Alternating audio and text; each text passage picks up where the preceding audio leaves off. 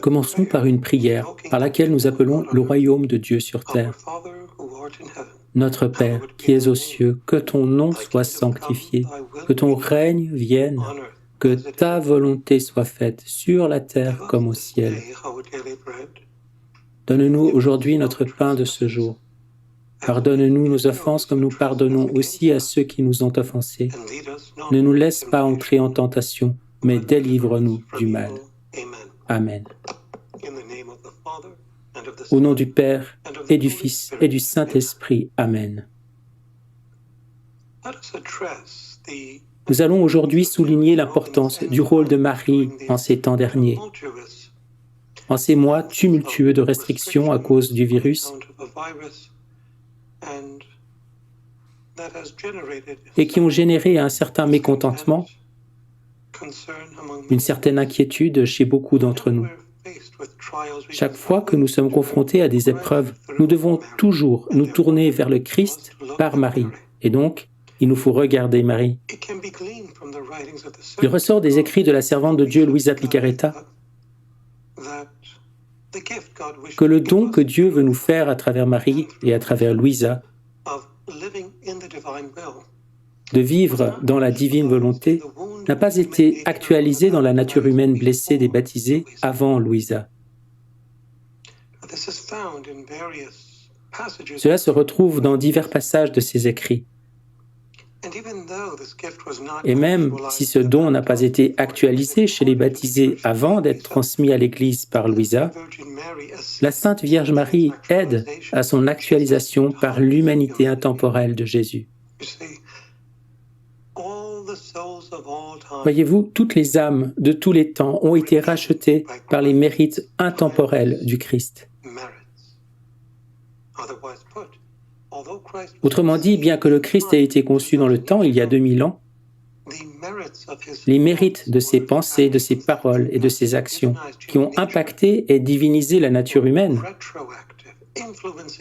ont eu un effet rétroactif, influençant les patriarches, les prophètes et les juges de l'Ancien Testament. Ils étaient également concomitants avec sa propre génération et ils étaient également proactifs, déployant leurs effets sur toutes les âmes des générations futures. Par conséquent, lorsque ce don nous est transmis par Dieu à travers la bienheureuse Vierge Marie et Luisa, c'est en vertu de l'humanité intemporelle du Christ. Mais Marie, plus que toute autre créature, est la médiatrice, par l'intermédiaire de son Fils, des actes divins qu'il a accomplis et qu'elle a accomplis, ainsi que du don de la vie dans la divine volonté à toutes les créatures. Prenez par exemple le volume 23, à la date du 1er décembre 1927. Jésus révèle « La Reine souveraine a tout reçu de ma volonté. La plénitude de la grâce, la sainteté, la souveraineté surtout, même la fécondité de pouvoir donner la vie à son Fils. Ma volonté lui a tout donné et rien refusé. Ma fille, tous les actes de ma reine mère faits dans ma volonté sont en attente de leur actualisation. Ils attendent la continuation de chaque acte de la créature qui doit encore être fait dans ma volonté. Ils sont les actes qui viennent à ton aide chaque fois que tu fais tes actes dans ma volonté.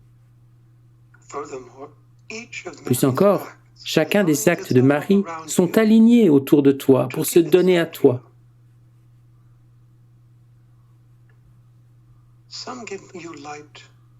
Certains te donnent la lumière, d'autres la grâce, la sainteté ou encore l'acte même que tu veux accomplir, afin que tu puisses avoir en toi la continuation de ces nobles actes saints et divins. Ces actes sont le déversement de Dieu qui, en s'écoulant dans l'âme, lui donne de se remplir tellement qu'elle ne peut les contenir, de sorte qu'elle les déverse à nouveau et donne en retour ces actes divins à son Créateur. Il n'y a pas de bien qui ne descende par ces actes faits dans le vouloir divin. La souveraine céleste attend la continuation de ses actes pour pousser Dieu à faire régner sur la terre notre volonté suprême. Notre Seigneur affirme donc ici que les actes de Marie, qui ont leur origine en Dieu et qu'elle a accomplis dans son humanité en vertu de la puissance éternelle et de la volonté de Dieu, attendent les actes de chaque âme.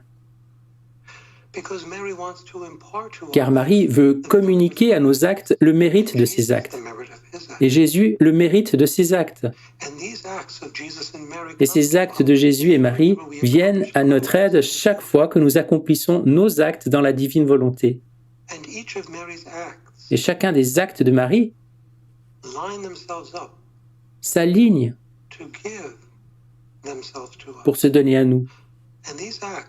Et ces actes nous donnent la lumière, la grâce, la sainteté, et nous assistent dans l'acte même que nous accomplissons, afin que les actes de Marie et de Jésus puissent être réellement actualisés en nous. Et ces actes sont le déversement de Dieu qui veut en remplir nos âmes. Et pourquoi Jésus et Marie veulent-ils communiquer leurs actes à nos actes? Parce qu'ils donnent du pouvoir à nos actes, leur permettant de devenir des actes divins, divinisés et éternels. Considérons par analogie un enfant qui souhaite apprendre à manier une batte de baseball, à faire du vélo ou à conduire une voiture. Prenons le vélo par exemple. Au départ, l'enfant ne sait pas comment maintenir la bicyclette en équilibre. Alors, le père ou la mère tiendra la barre ou s'assiera derrière l'enfant et lui permettra ainsi d'équilibrer la bicyclette et de pédaler en même temps. Il s'agit là d'un petit aperçu des actes des parents donnant du pouvoir aux actes de l'enfant. Combien plus est-ce le cas avec les actes divins qu'opère Dieu par sa divine volonté dans nos actes finis? Et ce, d'une manière invisible, immatérielle. Nous ne les voyons pas, nous ne les touchons pas, mais ils sont plus réels que ces actes que nous voyons et touchons. Cela se passe à l'intérieur de la volonté de l'âme de l'être humain, avec le consentement et la coopération de l'intellect et de la mémoire de l'âme, et de la volonté, bien sûr. Nous devons donc inviter Dieu à opérer en nous par ses propres actes divins. Et cette opération synergique, c'est-à-dire l'opération de Dieu dans l'homme, qui est une opération théandrique, divino-humaine, transforme l'âme en un autre Christ et établit en elle une habitation trinitaire. Le Père opère dans la volonté, le Fils opère dans l'intellect et l'Esprit opère dans la mémoire. Et cette opération, bien que spirituelle, s'étend au corps, où le Père bat dans le cœur humain. L'âme consent au mouvement du Fils dans son sang et à celui de l'Esprit dans son souffle. Cette opération synergique, pour ainsi dire, est également évoquée dans les écrits de saint Maximilien Kolbe.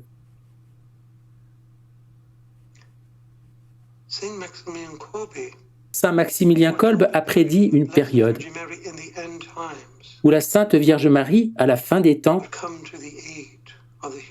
viendra à l'aide de la race humaine. Je souhaite vous lire cette citation afin que nous comprenions mieux le rôle que Marie joue pour nous en cette fin des temps.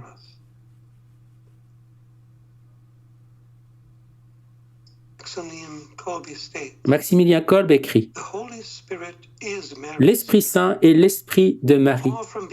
Loin d'être aliénée dans sa personnalité à cause de la domination de l'Esprit Saint, elle est au contraire plus que toute autre créature en pleine possession d'elle-même. Elle vit dans un état de synergie divine avec l'Esprit Saint. Et en présentant la future Église comme une épouse sainte et immaculée du Christ, Saint Paul utilise le mot grec « immaculé » qui donne « immaculatus » en latin et l'attribue à la Vierge Marie comme pour la désigner, comme le prototype de la future Église.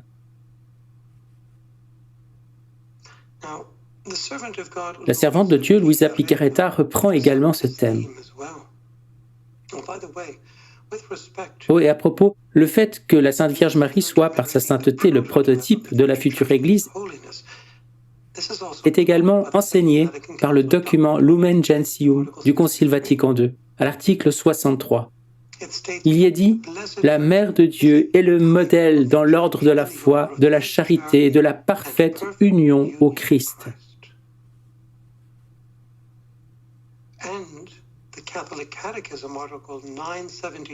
Et le catéchisme catholique, article 972,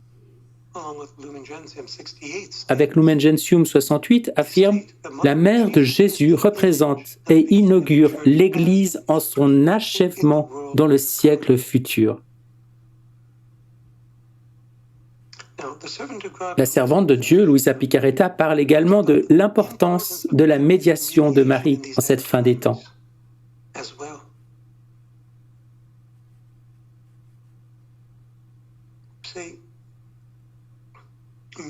Marie, plus que toute autre créature, se fait la médiatrice pour nous, par l'intermédiaire de son Fils, des actes divins de la volonté de Dieu. Et en vertu de son fiat voluntas tua, que ta volonté soit faite, des milliards et des milliards d'actes de grâce se sont communiqués aux âmes et continuent de le faire. Ceci se trouve dans le volume 12 à la date du 2 février 1921. Mais revenons au Fiat Voluntas Tua de Marie. À la date du 17 janvier 1921, nous lisons ces mots de Jésus. « La création est sortie de mon Fiat. » Et c'est pourquoi on peut voir dans chaque chose créée l'empreinte du Fiat. La rédemption est venue du Fiat Mihi de ma chère maman.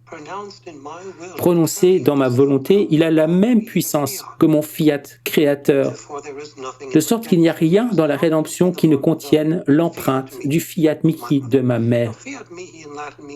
Fiat Mihi en latin signifie « qu'il me soit fait ». Mes peines, mes blessures, mes épines, ma croix et mon sang étaient marqués de son Fiat Mihi, car les choses portent l'empreinte de leur origine. Mon origine dans le temps a été le Fiat Mihi de la Mère Immaculée.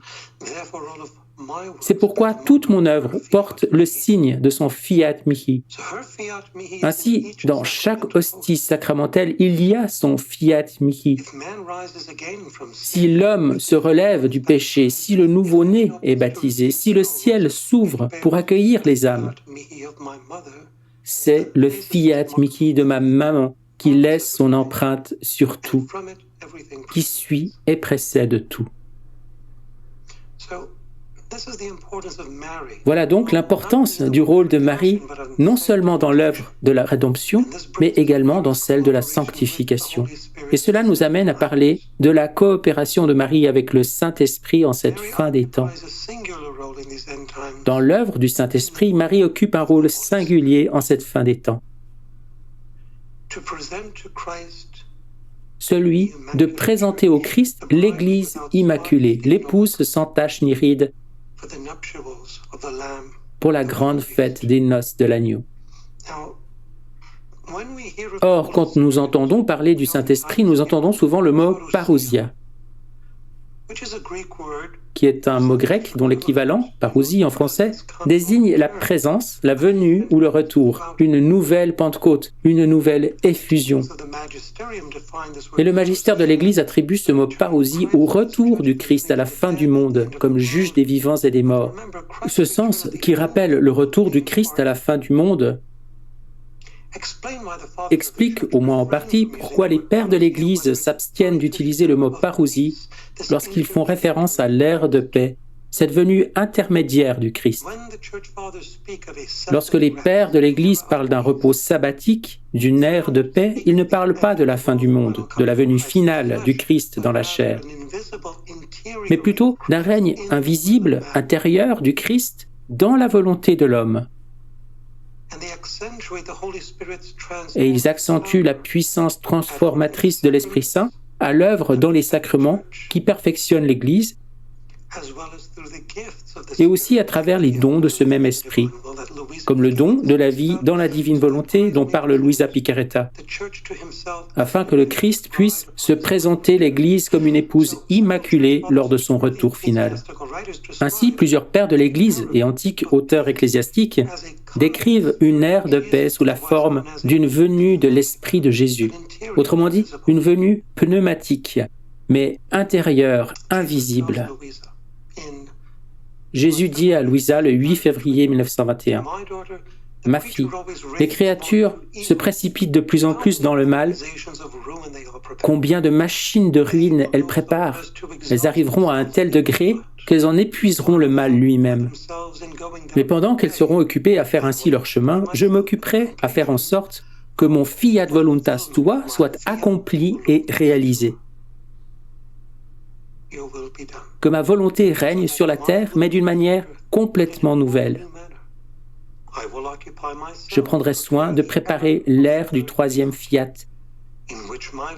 dans lequel mon amour se manifestera d'une manière merveilleuse et inouïe. Ah oui, je veux confondre l'humanité tout en amour. Par conséquent, sois attentive, je te veux avec moi pour préparer cette céleste et divine ère d'amour. Nous nous donnerons la main et y travaillerons ensemble. Il dit aussi le 2 mai 1923, « Quand mon fiat voluntas tua aura son accomplissement sur la terre comme au ciel, alors viendra la pleine réalisation de la deuxième partie du Notre Père, c'est-à-dire « Donne-nous aujourd'hui notre pain quotidien. » Et ce pain, c'est la volonté de Dieu. Comme Jésus le dit dans l'Évangile, ma nourriture est de faire la volonté de mon Père céleste. Le 17 mai 1925, Jésus révèle: les trois personnes divines sont toujours unies dans leurs œuvres. Et si la création est attribuée au Père et la rédemption au Fils, le fiat voluntas tua sera attribué à l'Esprit Saint. Et c'est précisément dans le fiat voluntas tua que l'Esprit divin manifestera toute l'étendue de son œuvre. Or, comme vous le savez bien, partout où se trouve Dieu dans cette œuvre de rédemption, dans ce fiat de la rédemption, dans cet environnement blessé de la terre, entre le péché originel et le retour définitif du Christ dans la chair, il y aura toujours Satan, essayant de défaire l'œuvre de Dieu. Et la plus grande ennemie de Satan est la bienheureuse Vierge Marie, l'épouse du Saint-Esprit. Puisque Satan s'acharne à imiter le plan de salut de Dieu, l'une des nombreuses armes qu'il utilise dans son œuvre de destruction est la femme. Les statistiques le montrent, il y a beaucoup plus de cas de possession diabolique chez les femmes que chez les hommes. La raison ? Satan cherche à contrer la première annonce du salut, le proto-évangile, qui se trouve en Genèse, au chapitre 3, verset 15. « Je mettrai une inimitié entre toi et la femme, c'est-à-dire entre Satan et Marie, entre ta postérité et sa postérité. Celle-ci t'écrasera la tête, tandis que tu lui baisseras le talon. » Le pape Saint Jean-Paul II affirme que Marie, la femme, se voit attribuer la première place dans la première annonce du salut, le proto-évangile. Elle est la progénitrice de celui qui sera le rédempteur de l'homme. Et confronté à la perspective du triomphe futur de Marie, Satan devient furieux. Il sait, parce que Dieu l'a annoncé en Genèse 3,15, que Marie le vaincra. Et il cherche à se venger de toutes les femmes, parce que Marie est une femme. Le regretté exorciste de Rome, avec qui j'ai travaillé pendant plusieurs années et qui m'a reçu, formé et encadré en matière d'exorcisme, le père Gabriel Amorth du diocèse de Rome a dit la chose suivante.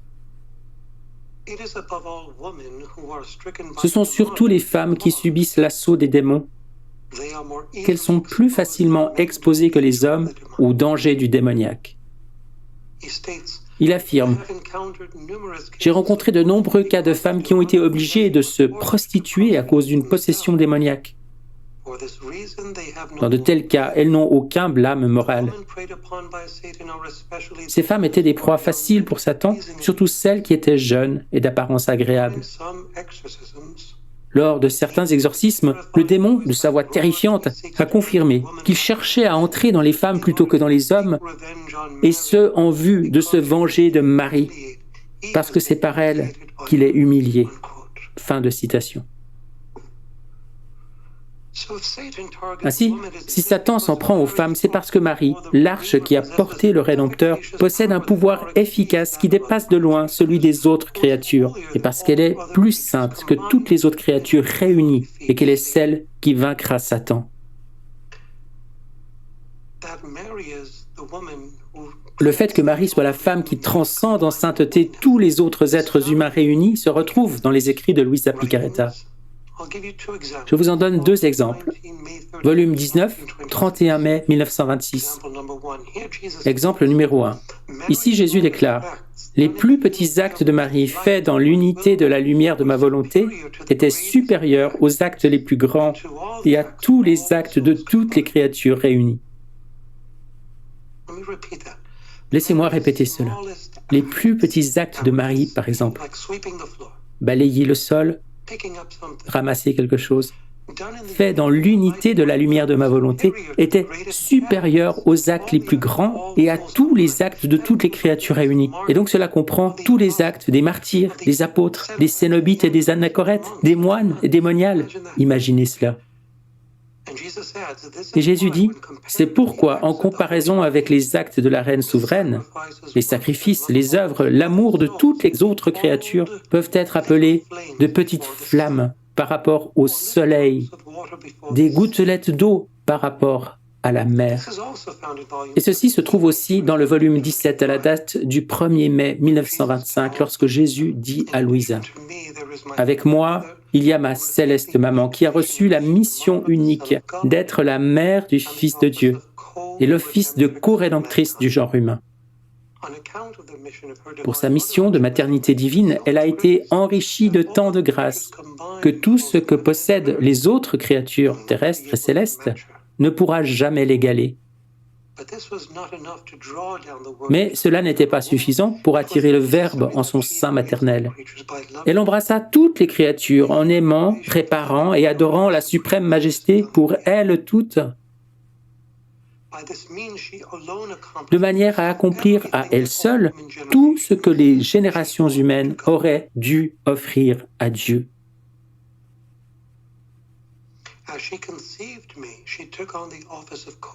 En me concevant, elle a assumé l'office de co-rédemptrice. Elle a pris part et embrassé avec moi toutes les douleurs, les satisfactions, les réparations, l'amour maternel envers tous.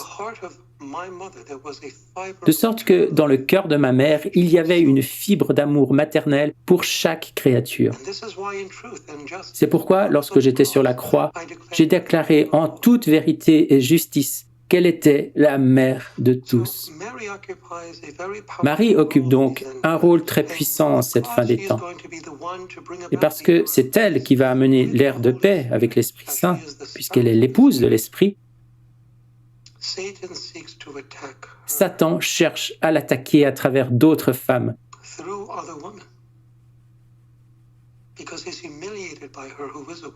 Parce qu'il est humilié par elle, qui est une femme. Mais même si Satan vise les femmes plus que les hommes à cause de cela,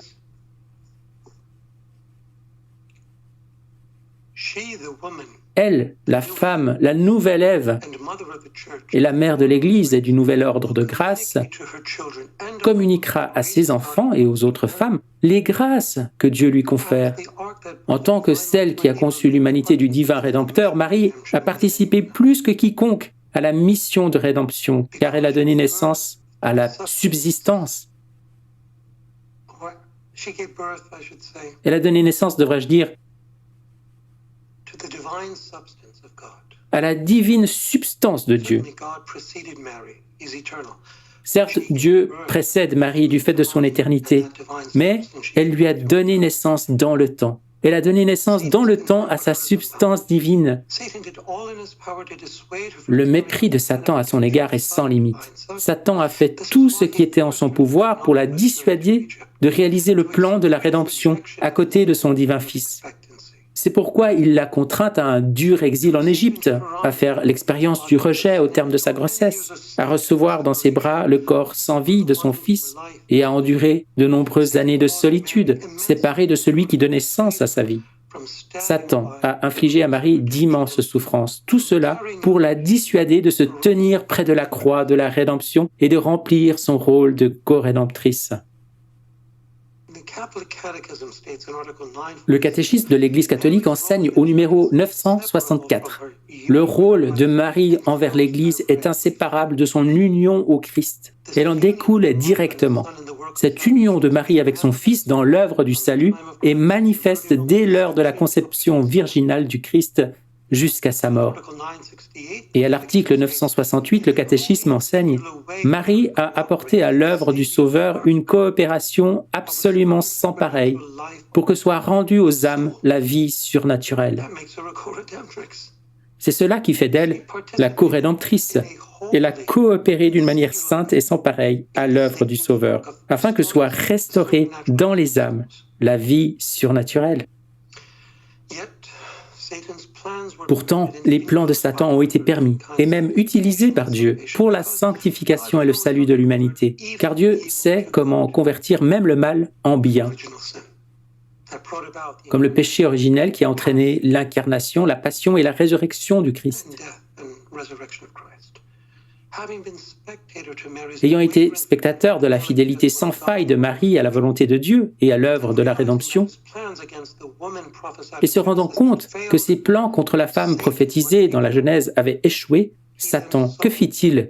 Il a cherché à obtenir la satisfaction qu'il pouvait en arrachant des âmes à Dieu par l'intermédiaire de la femme. Et c'est ainsi que l'exorciste de Rome affirmait que Satan s'acharne contre la femme, la frappant au talon, jusqu'à ce que celle-ci lui écrase la tête. Si Satan a marqué les femmes plus que les hommes, Dieu l'a fait encore plus pour son plan universel de rédemption. Si la majorité des prophètes de l'Ancien Testament étaient des hommes, à partir du XIIe siècle, la proclamation de la parole prophétique de Dieu est devenue de plus en plus un privilège féminin. Dieu suscita de nombreuses femmes à qui il communiqua des révélations prophétiques directes, avec d'innombrables messages pour l'Église. Parmi ces prophètes qui ont occupé un rôle très actif dans la société de leur temps, je n'en mentionnerai que quelques-unes ici, comme les saintes Brigitte de Suède, Sainte Catherine de Sienne, la servante de Dieu Luisa Picaretta, la servante de Dieu Marthe Robin, Maria Valtorta et d'autres encore, Julienne de Norwich. Et celles-ci vivaient des vies retirées, beaucoup d'entre elles ayant à subir des maladies chroniques. Faustine Kowalska en est un autre exemple. Et les écrits de ces femmes ont été connus par l'activité de leurs prêtres confesseurs et grâce à l'intérêt de croyants ordinaires dont la vie a été changée par ces écrits. Beaucoup de ces prophétesses partagent la spiritualité des premiers martyrs chrétiens, car elles considèrent leur souffrance comme une participation à la passion salvatrice, à la mission du Christ. Dieu a choisi ces géants spirituels pour aider la femme Marie et sa progéniture à écraser la tête du serpent. Elles ont coopéré à l'œuvre de rédemption de Jésus avec Marie, qui les a engendrées et formées pour lutter contre l'esprit infernal. Et c'est nous qu'elles forment aujourd'hui, en cette fin des temps.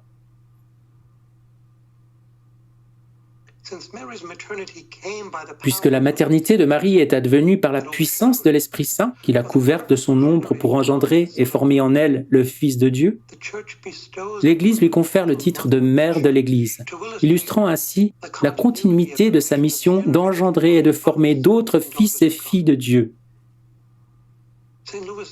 Saint Louis-Marie Grignon de Montfort réaffirme ses prérogatives de Marie, mère de l'Église, parce qu'il dit qu'elle sera conséquemment à l'œuvre, produisant les merveilles que l'on verra dans les derniers temps. La formation et l'éducation des grands saints qui viendront à la fin du monde lui sont réservées.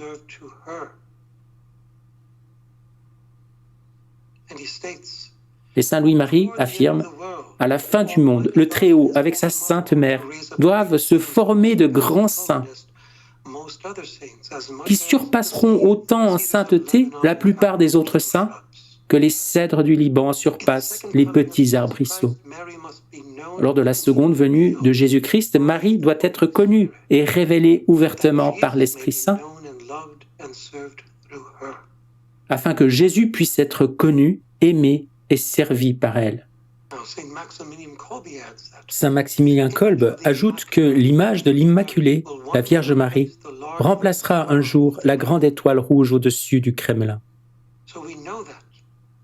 Nous savons donc que, d'après ces prophéties de saints, Marie n'occupe pas seulement en cette fin des temps le rôle singulier de former et de préparer sa progéniture, de sorte qu'elle écrase avec elle la tête de Satan. Lui, il fait tout pour contrecarrer la plus grande effusion du Saint-Esprit,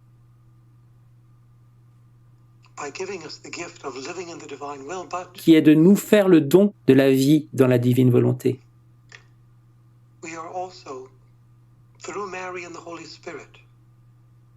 Mais par Marie et l'Esprit Saint, nous sommes également préparés au combat avec des armes, avec le chapelet à la main, les sacrements à notre disposition, les indulgences de l'Église pour nous en prévaloir, le scapulaire de Notre-Dame du Mont-Carmel pour assurer à nos âmes le salut éternel, et la médaille miraculeuse pour nous assurer une protection spirituelle et la grâce, et les autres sacramentaux à notre disposition.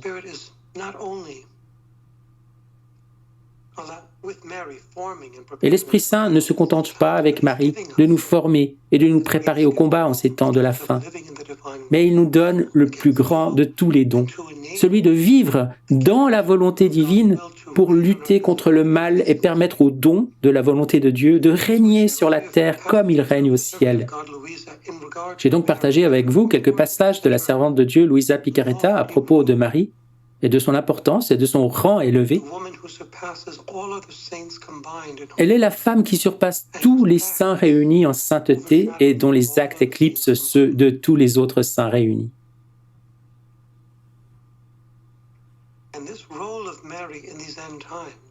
Et ce rôle de Marie, à la fin des temps, est extrêmement important parce qu'elle est la médiatrice. Elle n'est pas seulement la co-rédemptrice, mais aussi la médiatrice du don de la vie dans la divine volonté.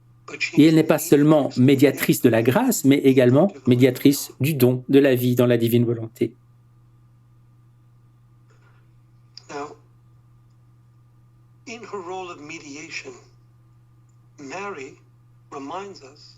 Dans ce rôle de médiation, Marie nous rappelle, ou Jésus nous rappelle, que nous devons nous adresser à Marie pour obtenir ce don. Et c'est un enseignement important que j'ai commencé à partager avec vous au début, lorsque j'ai parlé des milliards et des milliards d'actes du Christ qui se communiquent de Marie aux âmes. Et encore une fois, ce passage du volume 12 au 2 février 1921. La divine volonté que Marie a possédée dès son immaculée conception engendre, avant même la création d'Adam, de façon intemporelle, la lumière et la vie de la grâce, et Jésus lui-même à l'intérieur de toutes les âmes. Ainsi, parce que Marie a acquis la plénitude de la grâce, la plénitude de la semence de la fécondité divine, elle a pu générer dans son sein le trône éternel de Dieu et transmettre à toutes les créatures toutes les bénédictions qu'elle possédait. Ceci se trouve dans le volume 23 à la date du 27 novembre 1927. Jésus révèle « La Reine souveraine a pu engendrer le Verbe éternel sans le concours de personne, à part bien sûr l'opération du Saint-Esprit. Cela veut dire ici sans le concours d'aucune créature. Parce qu'en ne donnant pas vie à sa volonté humaine, elle n'a donné vie qu'à la volonté divine. Et avec cela, elle a acquis la plénitude de la semence de la fécondité divine et a pu engendrer celui que le ciel et la terre ne pouvaient contenir. Et non seulement elle pouvait l'engendrer en elle-même, en son sein maternel, mais elle pouvait l'engendrer dans toutes les créatures. Combien noble et longue est la génération des enfants de la Reine céleste. Elle les a tous engendrés dans ce fiat divin qui peut tout et qui contient tout. Ce que tous les autres réunis ne pouvaient obtenir, la Reine souveraine l'a obtenu. Elle qui avait d'abord conquis en elle-même son Créateur et la plénitude de tous les biens qu'elle exigeait pour les autres, et qui, étant conquérante, avait la vertu de pouvoir demander et donner le bien qu'elle possédait. Jésus révèle un enseignement similaire dans le volume 19, à la date du 31 mars 1926. Tu dois savoir que ma Mère Céleste a pu me concevoir, moi, le Verbe éternel, dans son sein très pur, parce qu'elle a fait la volonté de Dieu ainsi que Dieu l'a faite lui-même. Toutes les autres prérogatives qu'elle possédait, c'est-à-dire la virginité, la conception, exemple de la tâche originelle, la sainteté, les mères de grâce, tout cela n'était pas des moyens suffisants pour concevoir un Dieu. Car toutes ces prérogatives ne lui donnaient ni l'immensité ni la capacité de voir toutes choses pour concevoir un Dieu immense et qui voit tout, bien moins encore la fécondité pour pouvoir le concevoir. En somme, la graine de la fécondité divine lui faisait encore défaut. Par contre, en possédant la volonté suprême comme sa propre vie et en faisant la volonté de Dieu comme Dieu l'a fait, elle a reçu la semence de la fécondité divine et avec elle l'immensité et la capacité de voir toutes choses. C'est pourquoi, de manière connaturelle, j'ai pu être conçu en elle.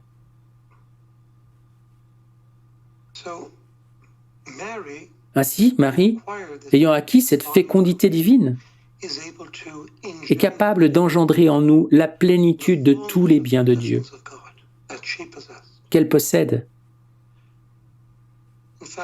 En effet, il n'existe aucun bien qui ne provienne des actes de Marie et de la volonté de Dieu. Cette affirmation se trouve au volume 12 à la date du 17 janvier 1921. Et pourquoi cela ? Parce que tout ce que Marie possède et engendre vient de Dieu. Elle contient la plénitude de la grâce. Toute grâce que Dieu veut donner se trouve en Marie et elle aimerait nous la communiquer. Mais nous devons nous mettre dans la disposition de la recevoir, en la demandant et en veillant à être dans un état de grâce.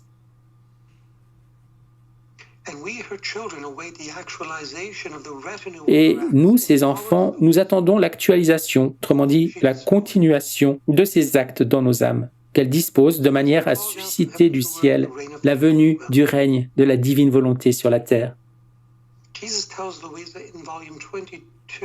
Jésus dit à Louisa au volume 22, le 1er juin 1927, « Lorsque les âmes se disposent par le repentir, Marie donne elle-même la disposition pour le repentir. Elle bilocalise son Jésus, le fruit de ses entrailles, et le donne tout entier à chaque âme. »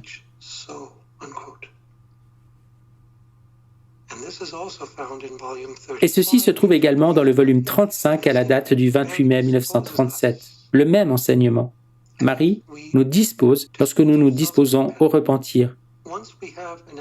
Une fois que nous formons un acte de contrition dans notre cœur et que nous invoquons Dieu, Marie nous aide alors à nous disposer pour ce même repentir que nous essayons d'exprimer. Et elle bilocalise Jésus en nous.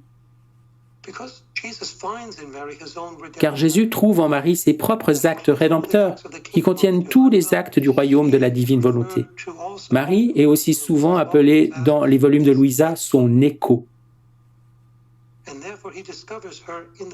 Et donc, il la découvre dans les pas, les pensées, les paroles de tous ses enfants.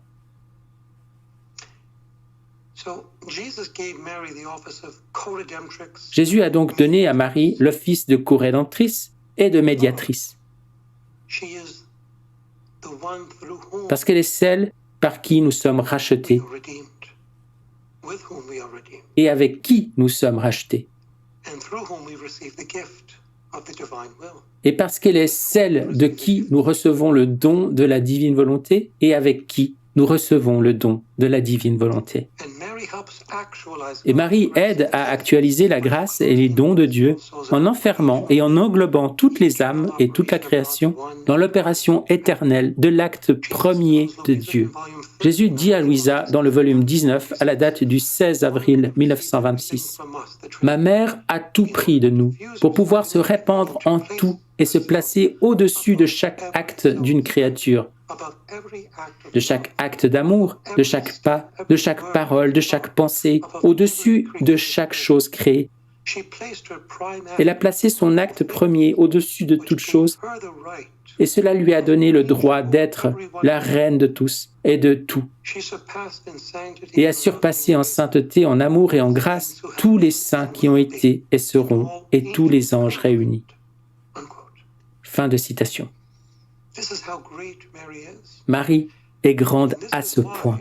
Et c'est pourquoi nous la désignons, en la distinguant de tout autre saint,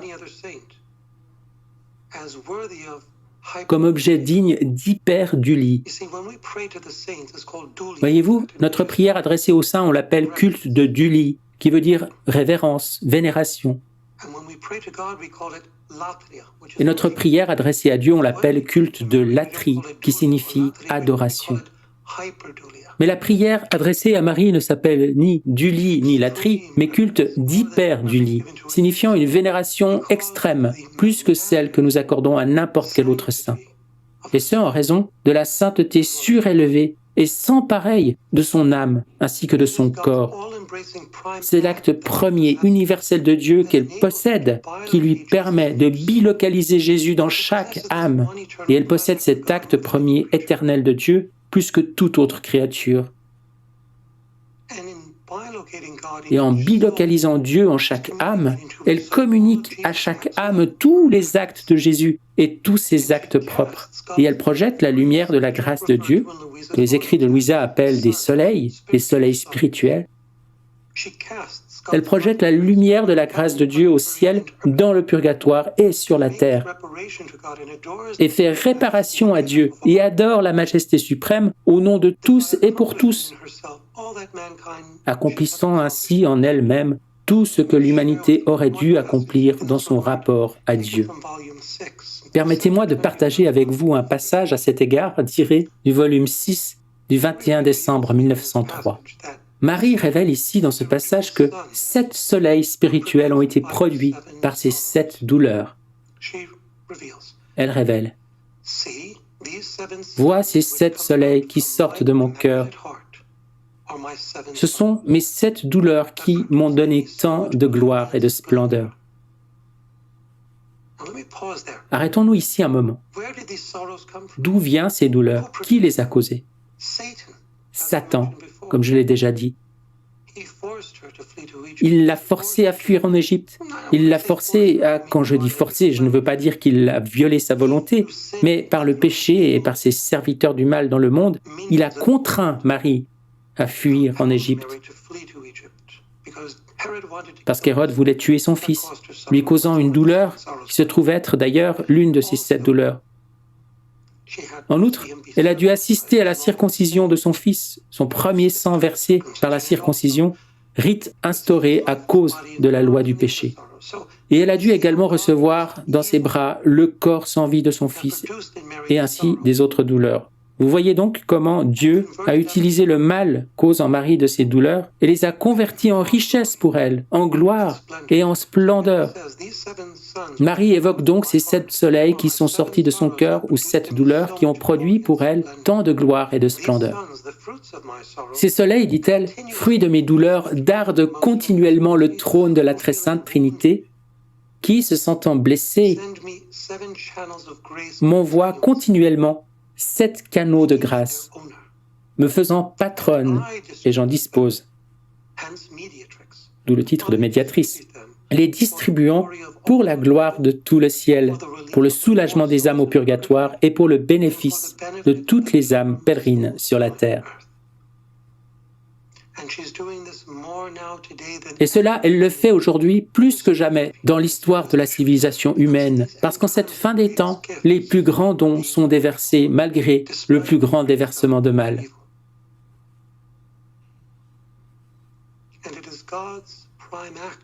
Et c'est l'acte premier de Dieu qui est à l'œuvre en Marie.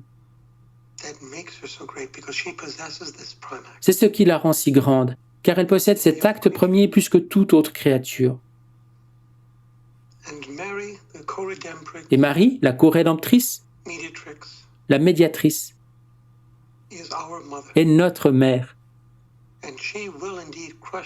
Et c'est elle qui écrasera la tête du serpent infernal. Mais pas seule, avec sa progéniture, c'est-à-dire nous. Et Dieu a choisi parmi ses enfants une personne qui sera une seconde médiatrice du don de la vie dans la divine volonté. Ainsi, ils sont 3. Nous avons Jésus, le premier médiateur entre Dieu et les hommes. Marie est médiatrice, elle dont aucune autre créature ne surpassera jamais la sainteté.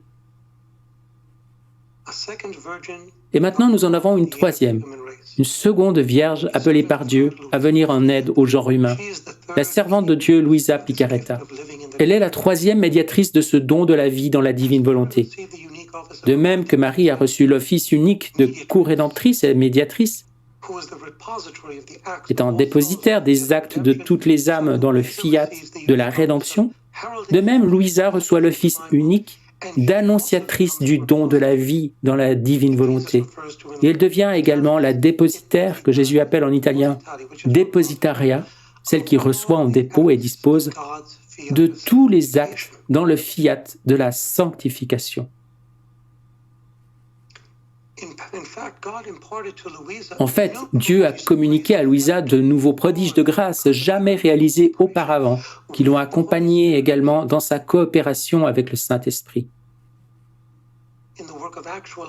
Dans l'œuvre d'actualisation chez les rachetés du don de la vie dans la divine volonté, en vertu du fait que Luisa a centralisé et conçu Jésus dans ses actes comme Marie et qu'elle a multiplié en elle la vie de Jésus comme Marie, Dieu lui a confié la charge de sanctifier toutes les créatures par l'envoi du Saint-Esprit.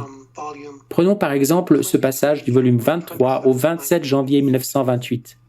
Jésus dit à Luisa, « Comme tous les actes de la rédemption contenaient ceux du royaume de la divine volonté, je t'appelais déjà Luisa, et de même que j'ai placé dans la souveraine du ciel, Marie, tout ce qui relève du royaume de la rédemption, de même j'ai placé en toi, Luisa, tout ce qui relève du royaume du suprême fiat, la sanctification. C'est pourquoi je veux que tu me suives pas à pas. Et si je pleure comme un petit enfant, je veux que tu sois près de moi pour te donner le don de mes larmes, avec lesquelles j'ai imploré pour toi le grand don de mon royaume divin. » Et je conclurai maintenant avec ce dernier extrait tiré du volume 16 à la date du 13 août 1923. « Ma fille, ma sagesse éternelle a disposé qu'une céleste créature, la plus sainte de toutes, Marie, prépare la semence de mon saint vouloir, par quoi j'allais réaliser le dessein de ressusciter l'homme dans ma volonté suprême. Maintenant, au moyen d'une autre créature, Luisa, je fais monter tout son intérieur dans le soleil éternel de ma volonté et j'ouvre le champ de ce plan aux générations, afin que quiconque le souhaite puisse y entrer pour se mettre en relation avec la volonté de son Créateur. » Voilà donc ce qu'on peut dire. Marie a été appelée par Dieu à être la co-rédemptrice et la médiatrice de toute grâce, celle qui forme et dispose toutes les âmes en cette fin des temps. Et elle a aussi été appelée à préparer la semence de la sainte et divine volonté de Dieu. Et ensuite, il a appelé Louisa, en plus de Marie, pour actualiser cette semence que Marie a préparée, l'actualiser dans toutes les créatures humaines. Et Marie coopère avec Louisa, Louisa coopère avec Marie pour actualiser la semence en nous. Nous avons donc ici un triple plan de médiation, Jésus, Marie et Louisa.